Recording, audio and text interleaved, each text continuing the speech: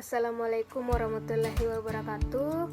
Perkenalkan, saya Nurul Pratiwi dengan NIM L0211811323, Prodi Manajemen Sumber Daya Perairan, Fakultas Ilmu Kelautan dan Perikanan, Universitas Hasanuddin.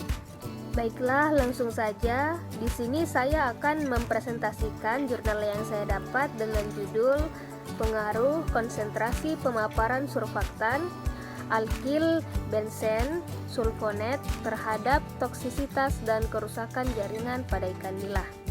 Penulisnya itu Hardini et al. Latar belakang: sebagai bahan pembersih, deterjen merupakan hasil teknologi yang memanfaatkan bahan kimia dari hasil samping penyulingan minyak bumi, ditambah bahan kimia lainnya seperti fosfat, silikat, bahan pewarna, dan bahan pewangi. Produksi deterjen terus meningkat setiap tahunnya untuk memenuhi kebutuhan masyarakat akan bahan pembersih. Deterjen atau bahan pembersih sejenis lainnya merupakan senyawa kimia yang banyak digunakan dalam rumah tangga maupun industri. Bahan-bahan ini diketahui merupakan salah satu penyebab utama pencemaran tanah atau sumber air bagi makhluk hidup.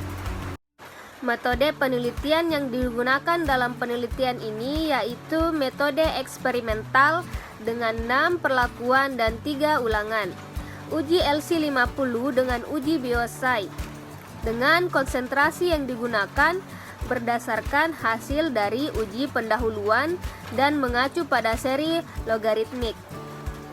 Metode yang digunakan pada pemaparan deterjen ABS digunakan metode pergantian air atau static test, yaitu media uji diganti dengan secara teratur dengan selang waktu yang tertentu, yaitu dilakukan sebanyak 2 hari sekali.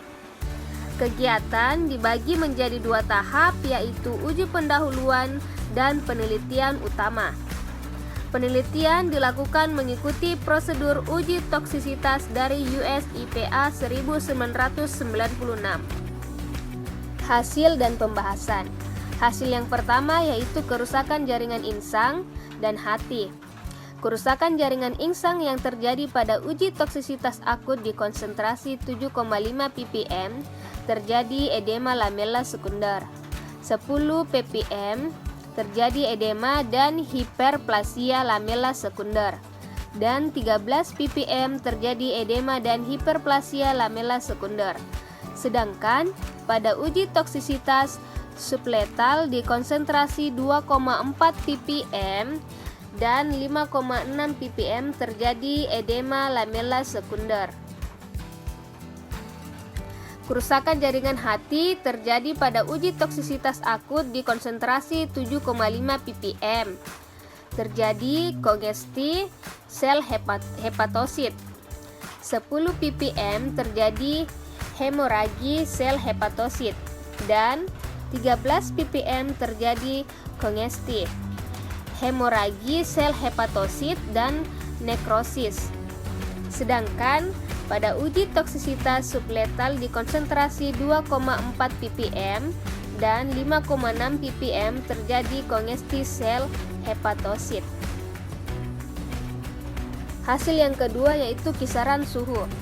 Kisaran suhu optimal menurut Giancarlo et al. 1991 sekitar 22 sampai 37 derajat Celcius. Sedangkan pada penelitian ini kisaran suhu antara 25,3 sampai 27,8 derajat Celcius. Kisaran suhu pada penelitian ini masih tergolong normal, jadi kematian ikan dalam penelitian ini tidak terpengaruh oleh suhu. Hasil yang ketiga yaitu kisaran pH. Derajat keasaman atau pH merupakan ekspresi dari konsentrasi ion hidrogen atau H+ di dalam air. Perairan dengan kisaran pH 6-9 masih dapat menunjang untuk keperluan kehidupan ikan secara normal. pH selama pemaparan berkisar 6,6 sampai 7,8. Hasil kisaran nilai pH yang didapat dari media uji selama pemaparan masih dalam batas normal, masih dapat ditolerir oleh ikan.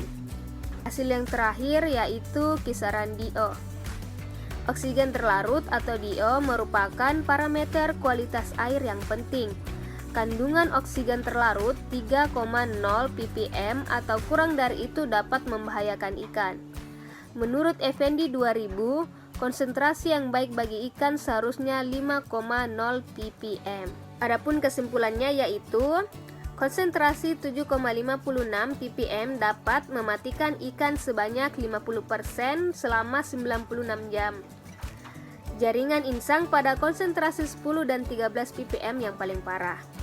Sedangkan pada uji toksisitas subletal konsentrasi 2,4 ppm tidak jauh berbeda dengan 5,6 ppm. Jaringan hati pada konsentrasi 13 ppm yang paling parah. Sedangkan pada uji toksisitas subletal konsentrasi 2,4 ppm tidak jauh berbeda dengan konsentrasi 5,6 ppm. Itulah tadi presentasi dari saya. Kurang dan lebihnya mohon dimaafkan. Wabillahi taufiq wal hidayah. Assalamualaikum warahmatullahi wabarakatuh.